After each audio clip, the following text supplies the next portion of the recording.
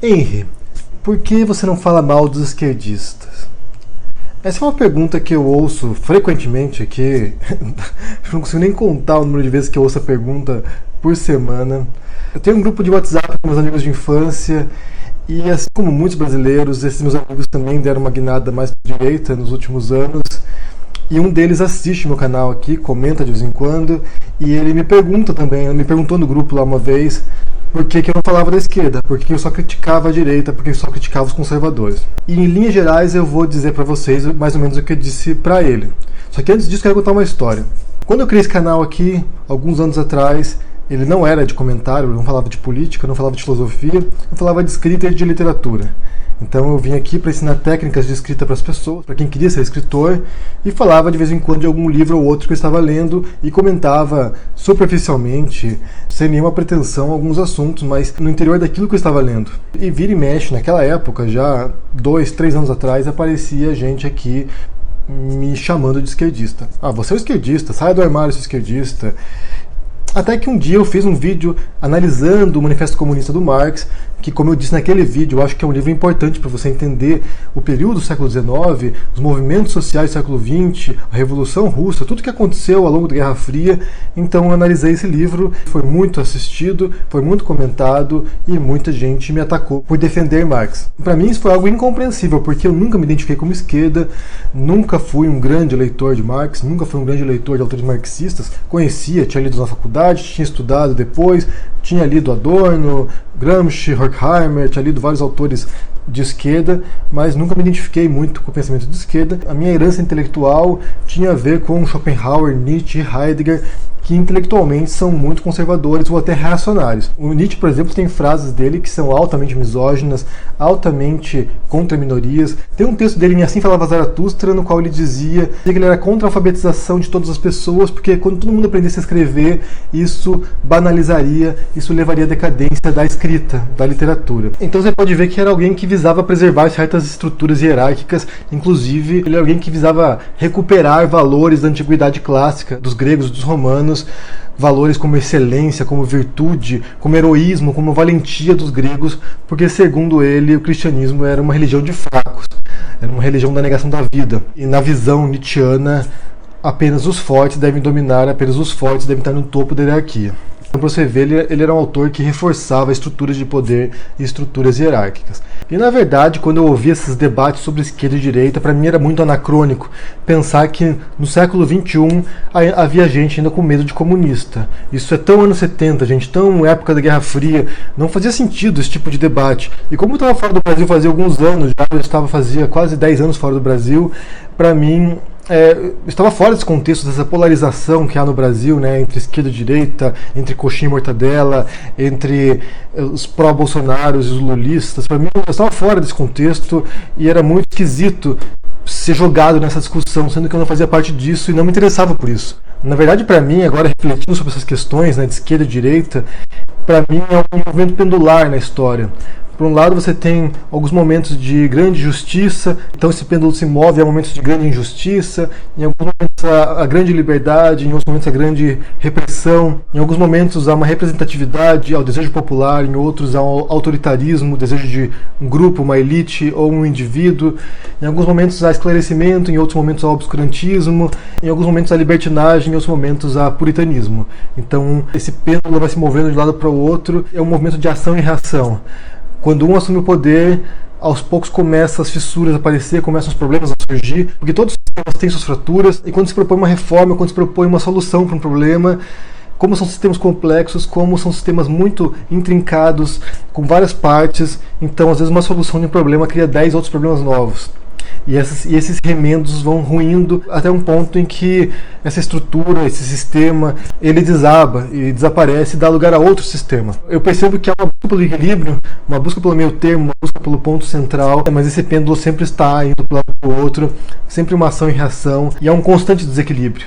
São forças opostas de diferentes posições morais, de valores, ideológicas, que estão em constante conflito. Em algum momento um está no poder e outro está no poder. E também, se você pensar nesses itens que eu apontei, isso vale tanto para a direita quanto para a esquerda. Não pense que eu estou falando uma posição apenas entre esquerda e direita, porque não é isso. Você pode ter um governo altamente liberal de esquerda e um governo altamente liberal de direita. Tudo depende das circunstâncias do que está ocorrendo naquele momento e quais são as forças em ação. Talvez isso pareça um pouco a dialética hegeliana e que depois foi reembalada por Marx, né? Uma tese, uma antítese, que gera uma síntese, que depois se torna uma nova tese, uma nova antítese, e assim por diante, infinitamente ao longo da história. Isso, mas eu acho que mais nesse movimento pendular de diferentes forças em conflito, em diferentes momentos, em diferentes regiões, em diferentes contextos. Mas quando me acusaram de ser esquerdista, eu fui pesquisar sobre isso, fui ver quais eram os programas da esquerda no mundo, nos Estados Unidos, na Inglaterra, na Europa, no Brasil, e realmente muitas pautas, muitas ideias de esquerda que eu também defendo. Eu acho que as pessoas têm direitos individuais, então a gente tem que respeitar os direitos dos gays, de casar, de adotar filhos. Eu sou pró-escolha do aborto, acho que quem decide o aborto é a mulher. Eu sou pró-minorias, pró-imigrantes, tem várias pautas que eu apoio também. Mas, por outro lado, há alguns aspectos de direita com os quais eu concordo e possivelmente poderia defender. Por exemplo, eu sou muito pessimista e eu acho que existe uma estrutura hierárquica na sociedade que não vai mudar, ou se ela muda, ela se renova para uma nova estrutura hierárquica, não há como fugir disso. Uma sociedade totalmente igualitária é uma utopia, embora eu acredite que vale a pena lutar por um lugar mais justo, por um país mais justo, por um mundo mais justo, eu tenho minhas ressalvas sobre a possibilidade de fazer isso de fato globalmente. Eu acho que há modelos que funcionam melhor em alguns países, algumas cidades, mas no geral o mundo inteiro igualitário eu acho que não é possível e não é factível. E outra coisa que é evidente, qualquer um com um pouquinho de inteligência consegue perceber isso, que muito do que eu falo aqui, muitas das críticas que eu volto à extrema direita, à direita radical, também se aplica à extrema esquerda, à esquerda radical. Também há fanáticos na esquerda, também há pessoas doidas na esquerda, que também defendem teorias conspiratórias, todo tipo de movimentos extremistas na esquerda. Só que diferente da direita, que me parece mais política, que parece mais unida, me parece mais coesa, ainda mais no YouTube, aqui, ainda mais nas redes sociais, para mim a esquerda hoje, e talvez sempre, é muito mais fragmentada.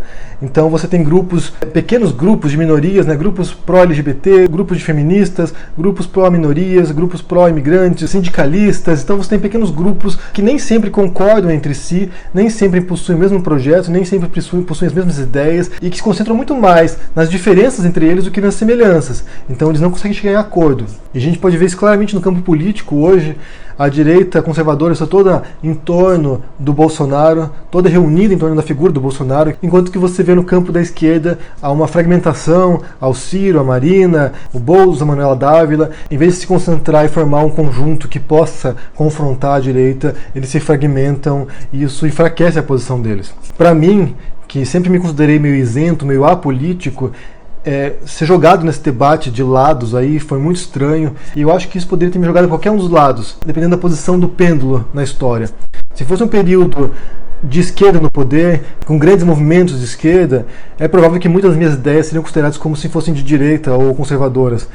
Não sei se vocês lembram de um caso aí, uns anos atrás, dos rolezinhos nos shoppings, quando jovens de periferia combinavam pelas redes sociais de se encontrarem nos shoppings e 200, 300 jovens iam para lá e causavam confusão. Quando ocorreu isso, eu postei nas redes sociais, tive várias discussões nas redes sociais, porque eu não concordava com isso. Não pelo fato de serem jovens de periferia, mas pelo fato de ser muita gente. 200, 300 jovens no shopping é um elemento de perturbação do shopping, né? E o pessoal de esquerda me chamou de reacionário, de preconceituoso, sendo que, na verdade, o próprio ambiente do shopping, se for pensar, é um ambiente artificial, criado para o consumo, criado para as pessoas comprarem coisas. Então você põe 200, 300 jovens que não vão comprar, provavelmente, e você repele aquele público que frequentaria o shopping para consumir. Ou seja, se fosse outro momento, talvez nessas horas eu estivesse pendendo para o centro-direita, talvez. Sei lá. Para mim, o ponto sem volta mesmo nessas questões aí de política foi um vídeo que eu fiz do Bolsonaro, que nesse momento está chegando a 20 milhões de alcance, de pessoas alcançadas no Facebook. E quando aconteceu isso, a repercussão foi assustadora, porque milhares e milhares de pessoas vieram me atacar. Se você olhar na minha página do Facebook, você vai ver, são 33 mil comentários e boa parte me xingando, boa parte me ofendendo, me ameaçando. Então, o que eu percebo das vezes que eu falei da esquerda, que eu critiquei a esquerda pelo menos, e das vezes que eu critiquei a direita, é que são comportamentos totalmente diferentes. De um lado você tem um grupo altamente violento, altamente agressivo, que não tem argumentos, que não consegue explicar suas posições, que sabe xingar, eles sabem repetir bordões, sabem repetir mito, bolsomito ou o que seja, mas eles não conseguem explicar racionalmente, argumentativamente, por que eles defendem aquelas ideias. Eles querem te matar, eles querem que você deixe de existir, eles querem te jogar para Cuba, eles querem te jogar para Venezuela, eles querem te matar, eles querem que você suma. Mas eles não conseguem explicar por que eles defendem aquilo. Eles não sabem explicar. Eles não têm capacidade argumentativa para isso. E pelo contrário, na esquerda, o que eu percebo, por experiência própria também, é que quando você critica as posições deles, talvez por uma tradição argumentativa da própria esquerda mesmo, né? Ou, por exemplo, o próprio Marx, né, com a questão da dialética, como eu falei. Então eles têm, por mais errado que eles estejam, por mais equivocado que eles estejam, por mais que eu não concorde com o que eles digam, eles têm uma capacidade de expressar aquilo que eles pensam de maneira muito mais clara, muito mais articulada. Então, quando eu critico a esquerda aqui, ou quando eu criticava a esquerda aqui em alguns momentos, apareciam textões aqui, as pessoas explicando por que eu estava errado, por que a posição deles era correta.